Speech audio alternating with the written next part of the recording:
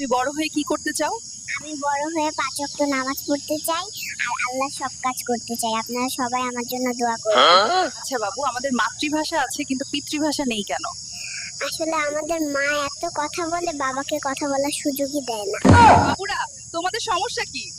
আমাদের যার সাথেই দেখা হয় সে আমাদের চুমু দেয় এবং গাল ধরে টান দেয়, এর বিচার চাই।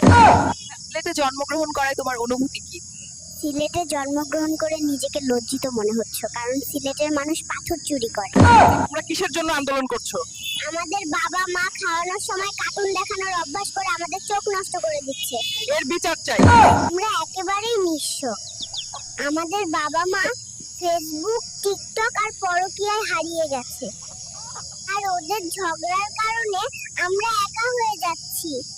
এখন তারা আমাদের সাথে সময় কাটাতে ভুলে গেছে। এই ডাক্তার কোথায় গেল? আমাকে কতই না কষ্ট দিল, তারে আজকে ডাক্তারি শিখাবো। ঘরের বউ যদি ভালো হয় তাহলে একজন বেকার পুরুষও প্রতিষ্ঠিত হতে পারবে, আর ঘরের বউটা যদি খারাপ হয় তাহলে একজন প্রতিষ্ঠিত পুরুষও চোখের পলকে ব্যর্থ হয়ে যাবে। আপনারা এখানে কি করছেন? সিলেটে সাদা পাথর তুলে শেষ করে ফেলছি, তাই চাঁদে আইছি পাথর তুলতে।